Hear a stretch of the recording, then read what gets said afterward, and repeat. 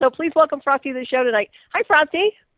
Well, Solaris, thank you very much. I am honored to be on your show, and I'm excited to educate the American people, not only America, but Canadians who are listening and around the world, because America and the rest of the world are facing probably the most ignored, avoided, and evaded issue of the 21st century, and that issue is the fact that the United States is about to add 138 million more people within the next 36 years.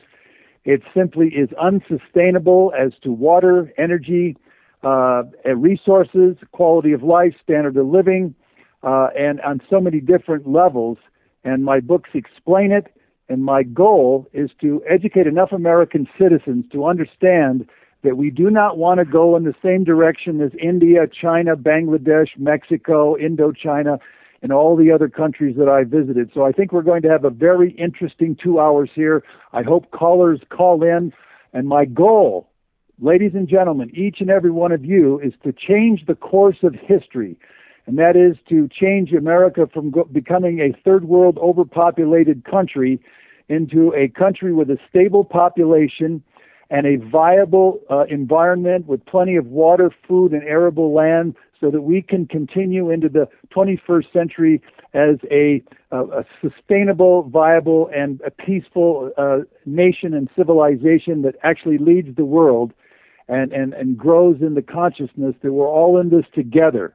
Every race, creed, and color, every country, every language, you name it, we're all in this together, and we need to move forward into the 21st century with this sense of stabilized population, sustainable future, food and water for everybody, and viable civilization. So I'm excited to talk with you tonight. I'm so excited to have you on tonight, and thank you for being here. And also, so why is everybody migrating here is my first question. Why are we getting this huge influx of all kinds of immigration from everywhere, from all directions? What's the attraction?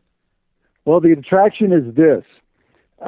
Every year around the world, with a 7.2 billion, that's B as in boy, billion population on the planet,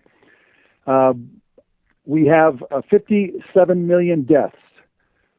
57 million deaths, but unfortunately, the human race not only replaces the 57 million with 57 million new babies, it also adds 80 million more new babies for a total of 137 million new babies added to the planet every year.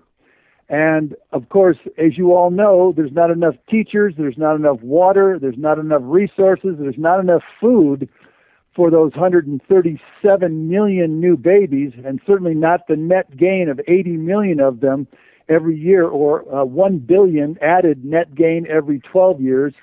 And so they are struggling for water, and they are struggling for food, and they're struggling for shelter. And so you're seeing across the planet massive migrations of third world people, because it's third world people who are creating this massive population overload. And so they are flooding into Europe out of North Africa and the Middle East. They're flooding out of Indochina, India, China, and Bangladesh, Pakistan, Iraq, and everywhere that there is an overload of human beings.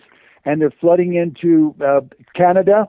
They're flooding into the United States at 1.2 million per year, or 100,000 per month. And they're flooding into Australia, because those four essentially countries, Europe, say one big country, are the only stable populations left on the planet. And so this massive population overage, if you will, is flooding into these first world countries, looking for a place to land, looking for water, food, and housing, and of course the one saying that they always say, a better life.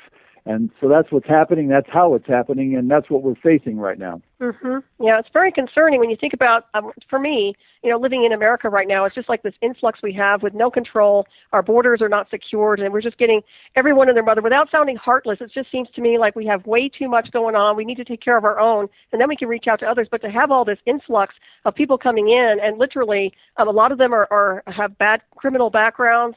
Some of them are just not in resonance with a multidimensional design of a higher spiritual design, let us say. So, I have a lot of beef when it comes down to what they're trying to push here in America right now with people coming in and taking over and basically disrespecting the original American, if you will. Well, that's correct. And I really want everyone to understand that I'm a math and science teacher, and I work with numbers. And in my World Travels on a Bicycle, and you can see a lot of my work on my Facebook page, Frosty Wooldridge. And what I'm trying to do is educate Americans because I've already seen what's coming. I'm one of those, what Malcolm Gladwell called outliers. Galileo was an outlier, and at the time of his work on telling the Pope, or the power paradigm of the 1600s, he said, "Hey, Pope, we got to change here. This is not correct. The Earth doesn't have the sun revolving around it and the rest of the universe revolving around the Earth as the center of the universe. In fact, the sun is the center of this galaxy." And of course, at the time, the Pope said that you're under arrest, and that's blasphemous. You're going against the Pope, and I'm not going to tolerate this. And what I'm seeing today here in the 21st century is the power paradigm, corporations, and the huge leaders across America and the world are squashing any conversation on humanity's greatest crisis of the 21st century. It's a silent crisis. No leader in the world will address it, but we're all going to become victims of it, and that is the fact that the United States is on course to add 138 million more people by 2050. That's just 36 years from now. And let me put this very clear. You can look at these numbers. U.S. Census Bureau shows the projections of going from 300 million people in 2006, when we hit 300 million in October of that year, to 438 million people by 2050, and we are fast going toward that. And what does 138 million more added people mean to America? Let me give it very clearly. It means that we will double the population of our 35 most populated cities. So New York City at 8.3 million here in the year of 2014 will jump to 16.6 million. Chicago with 5 million will jump to well over 10 million. Atlanta, of course, will double. The state of Florida will go from 18 million to 36 million. And places like Denver with 2.5 million in Denver will hit 5 million. And in fact, the state of Colorado will double from 5 million to 10 million. California is going to jump from 38 million to 58 million. Now, these aren't just maybes, folks. This is what's going to happen. You can search the U.S. Census Bureau, U.S. population projections by Fogel-Martin, and you can go to the Pew Research Center, and you'll find that every number that I am sharing with you this evening is, in fact, what the United States faces if we continue on this path and this massive legal population load that we're importing into America. Mm-hmm. So why is D.C. not putting the brakes on immigration? I mean, what's the problem there?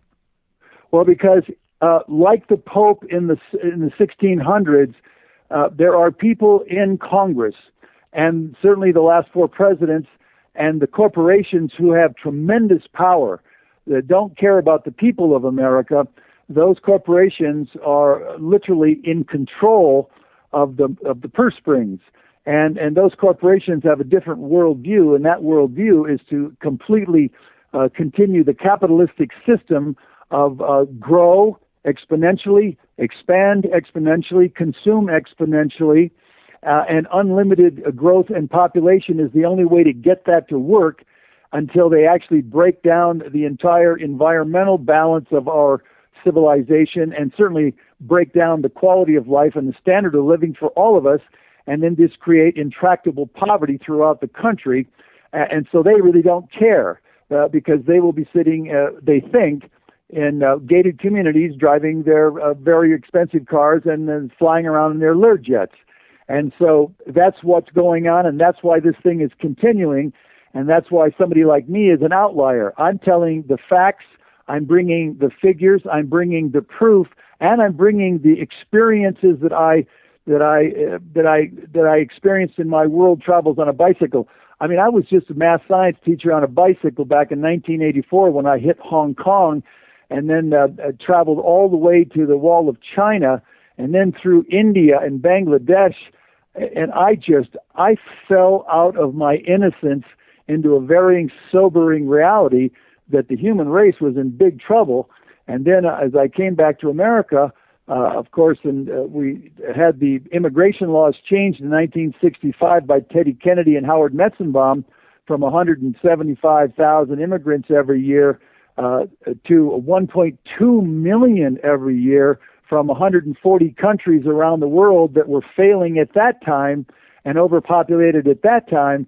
And then they simply injected all those people into this country, and we jumped from 194 million back in 1965 to that 300 million mark, and now we're on our way to 438 million. And in fact, when I was in college at Michigan State University, there was only like 3 billion people on the planet, and now we've more than doubled that to 7.2 billion, and we're on our way to over 10 billion by the mid-century because we're growing by 1 billion every 12 years net gain. And so you can see I was totally sobered by that. And since that time, I have been speaking at colleges around the country with a slideshow and a presentation titled "The Coming Population Crisis and What You Can Do About It." And my goal is to help us educate all of Americans, create this consciousness awareness, and then give you the ability to join organizations to empower you so that you can fight these giant corporations and all of this money and actually stop mass immigration and change the 1965 Immigration Reform Act down to, instead of 1.2 million per year, to less than 100,000 per year. And certainly we must stop all illegal immigration. And the key is, Solaris, is to help these countries with birth control and water and food production in their own countries so that they can create a stable and a better life and a stable population within their own countries so that all humanity can benefit rather than simply continue on this path, because this immigration path is just simply not working. I totally agree with you on that. No, we need to stop the illegal immigration without a doubt. That's insanity, and it's not sustainable, as you were saying. I mean, it sounds to me like the U.S. is going from a superpower position to a third world country, and we're moving in that direction very quickly. Or are we there already? Well, we certainly are. And I want you, the listener, to understand this. The United States of America, certainly Canada, Europe, and Australia enjoy very viable and very vibrant economies and very vibrant civilizations. And the one key to those civilizations and their success is education. And it was Jefferson and it was certainly Ben Franklin that said we've got to have a free education K through 12 so that we have an educated population in order to create and then sustain what is called a constitutional republic or parliamentary republics or democracies. And that has been going on now since 1776. And the one thing that I found out in my world travels is that the one key word to failed civilizations and failed countries like Mexico and failed countries like Indochina or certainly Pakistan or Iraq or all of these Bangladesh, failed countries like India, and even into China, even though China is really surging right now. And the word is, and the single word that defines all these third world countries that are overpopulating to the tune of 80 million net gain new babies each year, is the word, and the word is illiteracy. And illiteracy is what causes massive fecundity and lack of responsible choices, and of course that which causes breakdowns in these countries, and that's what creates this massive flood of humanity, literally migrating into these first world countries. But as it does, it then creates the same problems in our country, and I'll give you an example. We have 42 million Americans that are functionally illiterate right now in the United States of America. And you can check that out in American Reading Foundation. You can check it out on Google. It's 42 million. People can't read, can't write, can't even perform a 2 + 2 = 4. We have 50 million Americans who can't read past the 4th grade level. So that's 92 million Americans that are pretty much non-functioning. And what we're doing is importing 100,000, essentially people like African bush people from Somalia or Ethiopia or the Congo every month into this country. They can't read, they can't write, they have no skills, and so essentially they go on to welfare. It's called EBT, or Electronic Benefits Transfer Card. You have flunk out rates in Denver public schools from 50 to 67%. You've got the flunk out dropout rates in schools like in Detroit in fact was reported by Brian Williams, 76 or 74% dropout flunk out rate. So we now have 48 million 48.3 million Americans subsisting on food stamps. 1 in 5 children in this country are hungry. You feedamerica.org. Just check it out. You've got 68% of African American children are brought up by a single mother, and she's on welfare. So what you're creating is more intractable poverty. And so as you keep immigrating all of these 100,000 people from 140 different failed countries around the world, you then create more and more poverty and more intractable illiteracy here in the United States. And then we simply will degrade ourselves into a third world country the further we go into this spiraling maelstrom of illiteracy. Certainly it seems that way. Well, they're lowering the standards. That's the bottom line. They're lowering the bar. So you're getting people coming in, as you were saying, who are not educated. And literally, I guess they make good slaves. I mean, I think that's the bottom line. But, people who are in America who used to be upper middle class to middle class are now being pushed into poverty. And now we have people who, instead of having jobs or actually careers rather, they have temporary jobs. I mean, the whole situation here is really starting to flatline for regular Americans. And I find this so just a lack of understanding what's going on in the bigger scenery from D.C. I mean, D.C. is just completely, are they illiterate? Because honestly, I can't figure out why they are allowing this when it's going to take everything down, including themselves. Well, that's correct. This combination of massive population loading, which has been going on and being allowed and engineered by Congress and these presidents and the corporations who literally the heads of the corporations, the CEOs of the corporations, they have no concern and no care about the average American. They do not care about the middle class, and they don't understand that their own demise will be assured by America sinking into this massive, not just middle class, but a new poor class. And that's for the last 20 years, there has been no raises in wages or salaries of Americans. You have a very few at the 2 or 3 or 4% at the top that are very wealthy, and then you got the rest of us struggling for a job, for a decent wage, minimum wage, and trying to maintain families. And actually, the debt, I think the average debt for a credit card is like $7,000 or $8,000 for a credit card in this country. People, of course, foreclosures on homes. But simply, when you add 100,000 immigrants every 30 days into America, there's no hope for African Americans who will continue to be without jobs. Hispanic Americans will totally lose jobs. Those without high school diplomas won't have any skills whatsoever, and they will become, again, the new poor class, and that's being proven by 48.3 million Americans that are subsisting on food stamps, and millions of more are living in subsidized housing, Section 8 housing. So that's what's happening, and that's why it's important that, again, and I will give these websites out for everyone to join for free to make their power multiplied, and that is to stop mass immigration and reduce all immigration to less than 100,000 per year, less than 100,000 per year, and that is capsweb.org. That's capsweb.org out in California, run by the fabulous director Joanne Weidman, whom I work with. Also, numbersusa.org with Roy Beck has got over about 2 million members right now. FAIR, FAIRUS, Federation for American Immigration Reform, which I'm a board member. You join, there are about 300,000 members. We've got almost 3 million members who are empowered with faxes and phone calls to stop any kind of amnesty, and we stopped the last amnesty with only 700,000 members. Now we've got well over 3 times that much. And so those organizations, and there's more besides them. There's AliPac with William Geen. There's David Durham with carryingcapacity.org. And so by joining these organizations, giving your time, punching a button, sending the faxes in that are already pre-written, we have an opportunity to stop mass immigration, change the 1965 Immigration Reform Act, reduce all immigration to less than 100,000 per year.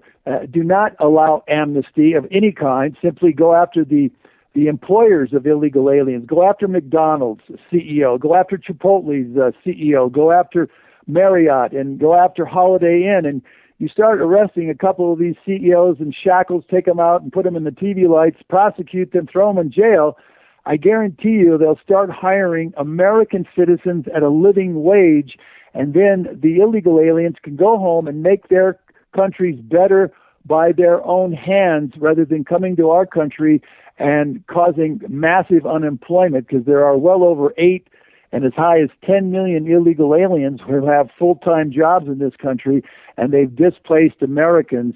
And, of course, that 100,000 legal immigrants every month have displaced Americans also. So these are the simple things that I put in my book on how to solve this thing, and it's just plain logic, it's just plain numbers, and it's just plain rational common sense to start enforcing our laws and bringing this country back to a cohesive and solid country. Exactly. And if you haven't picked up a copy of Frosty's book, please do so. That's the way to get it all started. And, of course, changing D.C., changing these clowns over there and getting things under control with them as well. But, you know, you made a really good point earlier. I mean, no birth control. They breed like I don't know what. We've got disease coming over, and I'm not trying to sound harsh, but this is the hard truth of it. We've got people coming over who literally have criminal backgrounds, most of them, potential terrorists. We've got the Muslims who have no tolerance for any other religion but their own. I mean, we've got problems here, and it's being ignored. It's being coddled by mainstream media, which ticks me off beyond words. Nobody's addressing it. Everybody's just pretending it doesn't exist until somebody has a criminal act done against them in the name of these people, these fanatics that come over from other countries, trying to literally contaminate this land instead of contribute to it, in my opinion. So I don't know what your feedback is on that one. Well, it is very dangerous. You know, in this country now, 20 years ago, we only had 100,000 Muslims, and they didn't do too much. Had 100 mosques. Now we have over 2,200 mosques. We have 7 million Muslims, and they're actually causing tremendous disruption. We now have honor killings in our country. We have arranged marriages, which was reported by Ann Curry at NBC News. We have female genital mutilation. Of course, gay people have to fear for their lives if they're in a Muslim-dominated neighborhood and area. We now have, of course, we have Sharia law starting to take over in places like Detroit. And the one thing about the Muslim religion, it is diametrically opposed to women's rights. It's diametrically opposed to women's dress. It's diametrically opposed to women's choice, and it's certainly diametrically opposed to the republic or a constitutional republic as far as a democratic or republic type of governance. And it's a very aggressive religion, and it does not give up. It literally has a vision, a prime directive that can be 100 years or 1,000 years, and so we're going to see more and more. As you saw Malmo in Sweden last year, in Stockholm were burning. You have 99% of the rapes in Oslo and Sweden are right now committed by Muslim immigrants. And so, yeah, we have a crisis. And let me speak to that, Solaris, because let me have everyone understand this. When you bring in the projected 100 million immigrants within the next 30 years. That's what the projections are, 100 million immigrants. You're bringing in 140 different countries. That's the average, 140 countries that have failed their citizens, and so they're fleeing those countries. But you also bring in 140 different world views. And right here in Denver, Colorado, where I live, we have 172 different languages. And Immanuel Kant, the great philosopher, said the two great dividers are religion and language. And so if we lose our cohesive English language and we lose our ethos, and that is the way our country runs, the very spirit of our country. In other words, we are cohesively bound to one another as Americans. We think American, we live American, we talk American, we act American. But now as we fracture ourselves into these 140 different worldviews, you have to understand that Muslims have a totally different worldview than someone who has grown up under a constitutional republic, somebody who has a Hindu view, somebody who has a Buddhist view, if someone who has any one of 100 different languages, but these different cultures, they all have different worldviews, and if they have different languages, like here in Denver, Colorado, 172 different languages in Denver public schools, you have chaos linguistically, and then you can't even have anybody on the same page because they can't even speak the same language.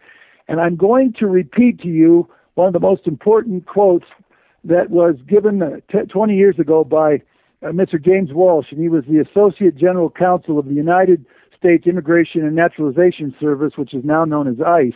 And he said, and I quote, "Immigrants devoted to their own cultures and religions are not influenced by the secular, politically correct facade that dominates academia, news media, entertainment, education, religious and political thinking today," he said. "These immigrants claim the right not to assimilate, and the day is coming when the question will be, how can the United States regulate the defiantly unassimilated cultures, religions, and mores of foreign lands? Such immigrants say their traditions trump the U.S. legal system. Balkanization of the United States has begun," unquote.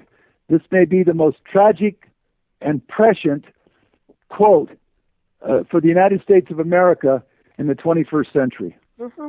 It's very serious. Just getting back to the Muslims for a little bit here, because I think people really need to understand this, that this is not a religion of peace. I don't care what they try to preach to you in mainstream media. They do not know how to coexist with other religions and races. They do not respect women. Everything they do, which is pedophilia, genetic, like you said before, genital mutilation on women, female abuse. I mean, the way they treat people in general, that is, if they didn't have a religion to hide behind, that would be considered a crime and they would be in prison for life. So how are they getting away with this kind of activity? In the name of what? Their religion? I mean, it makes me livid. And I'll tell you what, as an American woman who's empowered and intelligent, it'll be a cold day in hell before they start their crap over here. And if they do, they're in for a hell of a war. I'll tell you that point blank. Well, and I'm very much an appreciation for that. Most Americans, and certainly all the liberal groups who think it's all a big bouquet of diversity and multiculturalism, the Muslims around the world kill, they behead, stone, and bury 5,000 women every year, daughters and sisters and wives who have broken somehow the family honor by wearing a pair of jeans or not wearing their hijab or so forth. They're killed every year in the Muslim world. 5,000 women are killed by stoning and by beheading or by outright murder every year. And we now have the same honor killings here in the United States. I wrote a 23-part series on Muslims in America. It's on one of the news sites. I write for newswithviews.com. You can see it in the archives. Freedom's Phoenix has it in the archives. Before It's News has it on the archives. Liberty Online News has it in the archives. And so I have these facts and research papers that I've done, but there's no question.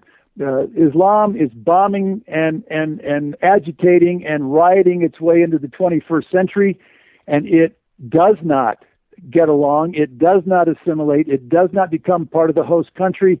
That's already proven in all the other Western countries of Europe right now, and there's no question. They are all headed for civil war, and they will be those countries against the Muslim immigrants, and it's going to get pretty nasty in the end, one way or the other. And it's unfortunate because if they would just simply partake of the new culture and enjoy it and be a part of it, they would have a great time in our Western countries where women have as much rights. And I celebrate. My wife is a very strong woman. She is a feminist. She wants to have her right, and she has her rights, and I adore her for that. I want a partner and friends who have equity in and equality in this great republic, this great democratic experiment where we all have the right to choose our leaders and we all have the right to speak up and choose our own religions. And if we were under a Sharia law or the Muslim world, we would have none of those things, Solaris. Correct. And the thing that concerns me the most is we have somebody in the White House who literally is a closet Muslim, in my opinion, who pushes this agenda. And you know, you can say anything you want about it, but the bottom line is, as I mentioned earlier, they are not capable of coexisting. They don't have anything to give or put on the table except violence. And that's just not acceptable. And for the media, what ticks me off, as I've mentioned before, the mainstream media, to ignore this and coddle them and give them special privileges in the name of their whatever is inexcusable and unacceptable as an American. And every American should get pissed off about this. And I'm telling you point blank, people, if you're listening to this right now, you need to stand up and be counted, because we cannot tolerate this anymore in this country. That's it. Well, as a matter of fact, Barack Obama has admitted to being a Muslim. He's talked about his Muslim faith. He's on record. He's on the video. He's bowed to Saudi Arabian princes, which you never do if you're an American president. And he has 8 men on his, and notice no women, 8 men on his staff there in the White House who are all Muslims and Muslim advisors. So there's no question that Barack Obama is a Muslim, and he simply is a part of the agenda of Muslims. And hopefully now that he has been shown by the latest vote, the House and the Senate are now taken over by the Republicans, he is for 2 years and 2 months a lame duck president and can be neutralized. And one of the things that the American people must understand, and that is the fact that the Islamic religion does not tolerate choice, it does not tolerate women's rights, it does not tolerate choice of religion, it does not tolerate free speech, and it is a religion that is absolutely bent on taking over any country that allows it to come in. Ironically, some of the smarter countries in the world, Japan, not only does not send any consulates over and embassies into Muslim lands, Japan will not tolerate any Muslim to come into the country and establish him or herself in Japan, because they understand. And as a matter of fact, it was Churchill back in 1899 who said, an individual Muslim may have fine qualities, but the religion itself stifles and paralyzes the social development of anyone who follows it. It is the most retrograde force in the world, unquote. I agree. Well, they live in the dark ages. That's the bottom line. I mean, and so far as spirituality goes, there's a difference between religion and spirituality. There's nothing spiritual about what they're doing. They can pray all they want, but if they're doing these violent acts in the name of whatever God towards children, adults, women, and people in general, then they're not in any form or design any type of spiritual beings.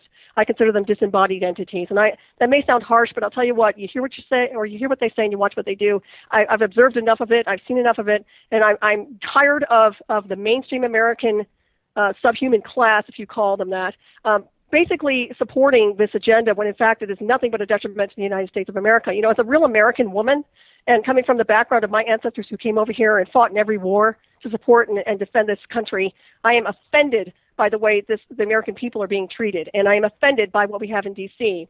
And I appreciate every single thing you're doing to put out this information regarding how everything is getting off balance and out of control. And we are losing our country and our freedom and our rights and our way of culture, which is very sacred, by the way.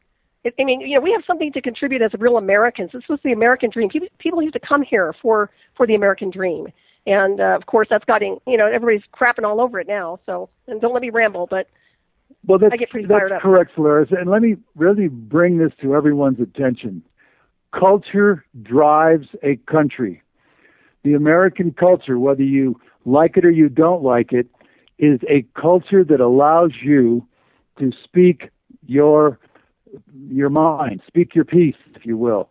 I, as an American citizen, as a teacher, as a writer, as a world traveler, I get to choose what I want to say. I get to do what I want to do. I get to go to whatever church I want to go to. I can even go to no church. I get to have the responsibility to respect anyone and everyone's choices, their lifestyle choices, their sexual choices, their political choices. That is the glory of the American culture. And this culture is brought about by over 200 years of freedom. The freedom of First Amendment rights, Second Amendment rights, Third Amendment, Fourth Amendment, right on down the line. And the one thing is that right now is we are importing all of these other cultures, creating this multicultural and fragmented and fractured society.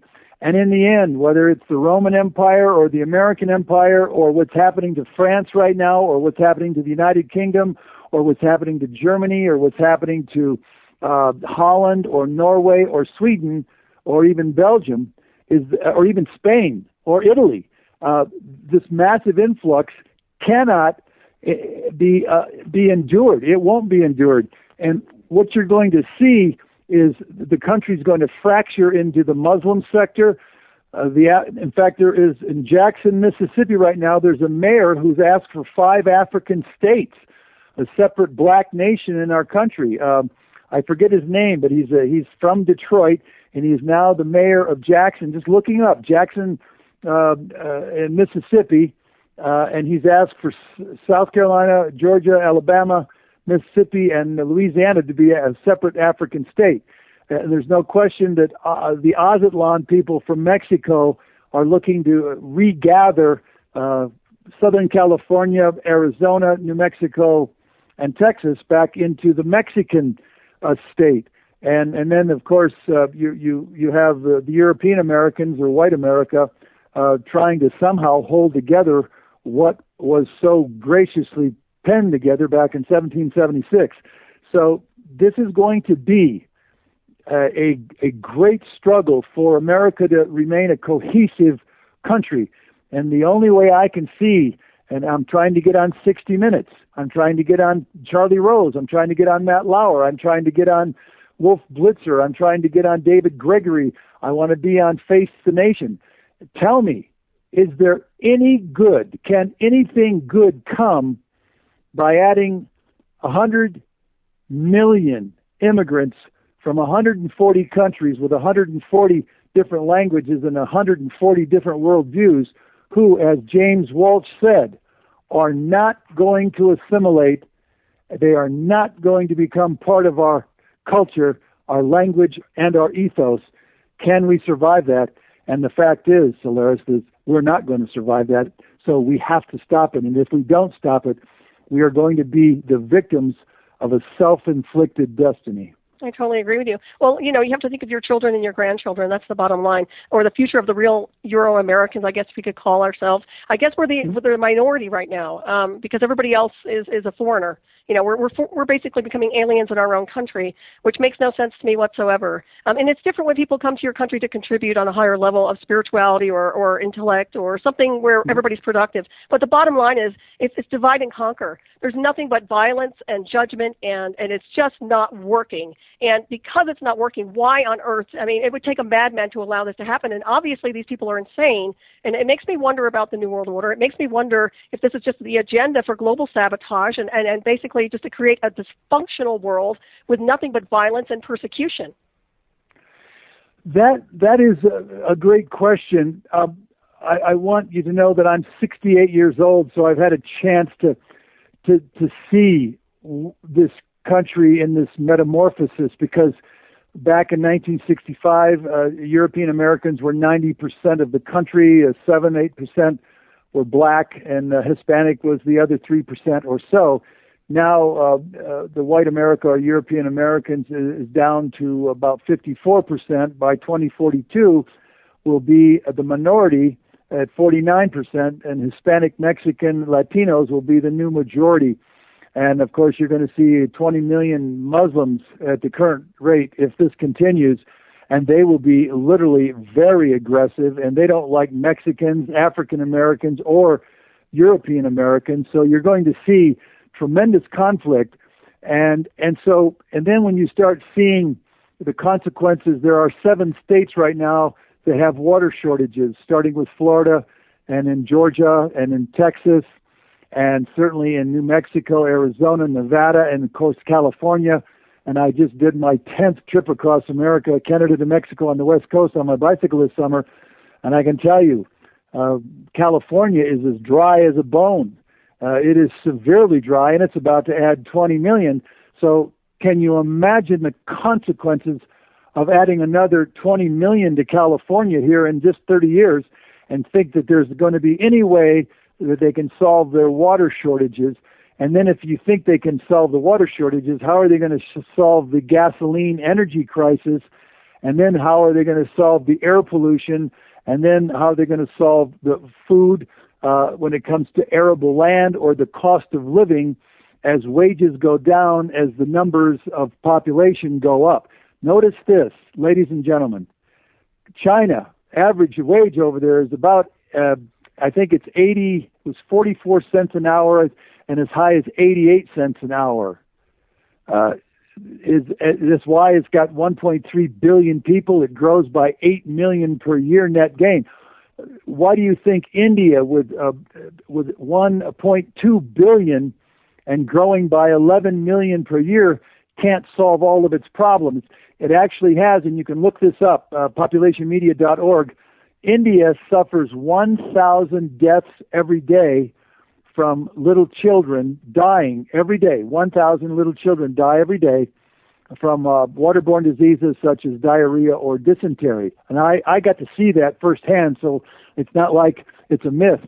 Millions upon millions, tens of millions, do not have a toilet, do not have a shower, do not have a lavatory, and they defecate and urinate on the land and in the rivers. And I've been on the Ganges and I've been on the Yangtze. They're nothing but giant sewer pipes.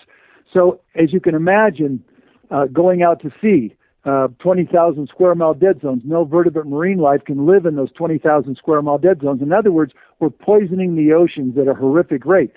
So as the world population continues to grow and these societies continually to flood themselves, then you're going to see more and more contamination of the environment, of the biosphere, of our oceans. And the carbon footprint, of course, is warming the oceans, and you're seeing tremendous climate destabilization. And at some point, we will not have enough arable land or water to simply grow crops to feed ourselves. That's why this issue is so grave, and that's why I'm one of those outliers who is very clear. My research is absolutely impervious. You can't argue with me. You can't sit there.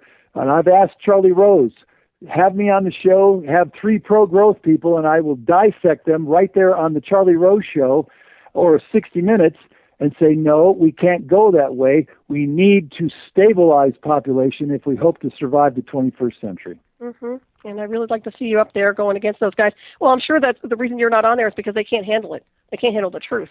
Bottom line. Well, and that's why I'm actually going to, Facebook and Twitter and LinkedIn. I'm gaining thousands of followers because I make sense.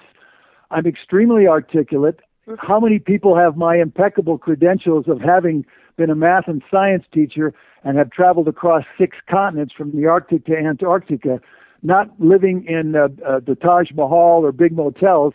I have done it on a bicycle and in a tent. So I've gotten to see the consequences of overpopulation. And so I stand before you with certitude, with facts and figures, with empirical observation, and with a clear mind. And that's why we need individuals like me, and there are more. I've actually asked Charlie Rose to interview 35 of my colleagues who are just as clear as I am to get this discussion in front of the American people and the world so that we have a chance rather than continue on the course right now. And the course we're on right now, metaphorically, is just like the Titanic. Mm-hmm. I totally agree with you. Well, people are going to have to stand up and be counted. That's the bottom line. If regular Americans just evade everything and pretend it doesn't exist, it's just going to get worse. It's like a disease or a cancer. It's going to take over until it gets removed. That's the bottom line. That's correct. At some point, we will not be able to save ourselves. At some point, we will not be able to solve what's happening to us, and we will be facing unsolvable problems and an irreversible crisis that we simply become victims. Mm-hmm. You know, in a perfect world, I'd like to see everybody together, working together, hand in hand, on an intellectual level and a spiritually evolved level. But I guess it's just not happening that way. Everything is fracturing and fragmenting, and you made it very clear that there are just so many people out there who are illiterate, that their minds and their programming is defective, and that literally you're dealing with people who come out of the dark ages and are trying to assimilate. They can't assimilate into anything here in America or any other advanced area, I would imagine. And I'd like to ask you, are there any safe havens on the map across the board in the world to avoid this influx of immigration? Well, at this point, there are places and people waking up. I'm part of some of the top demographic and environmental experts in the world. NumbersUSA.org has two videos by Roy Beck. One of them is 5 minutes long, and you can go to his website, Immigration, Gumballs, and Poverty. Take that video and send it to all your friends. It needs to be watched by 100 million Americans, 200 million Americans, even 300 million Americans, and every leader in the free world. And it shows by the simple gumball demonstration why immigration will never solve the world's problems, because, again, of the 80 million added every year is not a solution just to add them to the first world countries, even at 2 and 3 and 5 million each. And then the second video is 10 minutes long, and he shows graphically what we are doing to ourselves as we go from a 320 million population to 625 million within the lifetime of a child born today by around 2090. And the consequences of that become they're irreversible. We won't have enough arable land at some point. We won't have enough water. We will not have enough resources. There's another book by Chris Clugston called Scarcity. Everything that it takes to run this civilization from a cell phone to a battery, at some point, we won't have the lead, we won't have the plastic, we won't have the oil, we won't have the resources to create a cell phone, to create an automobile, to create anything, because we've run out of resources. And right now there's 80 resources, according to Chris Clugston, who is absolutely brilliant. I know him personally. And we're already at exhaustion levels for 49 out of those 80 world resources. So again, you start looking beyond the resources. How about quality of life? Can anyone imagine living in New York City with 8.3 million right now, and then you double New York to 16.6 million? How do you take care of that much sewage? How do you take care of that many automobiles? How do you take care of getting that much food into New York City? How do you take care of that much electricity? How do you take care of that much air pollution? And then when you multiply that times the top 35 cities, and all of them doubling their populations, my God, there is no end to the consequences. And then, as you'll see in my book, or you see in some of my series on overpopulation in America, I'll bring this to your attention.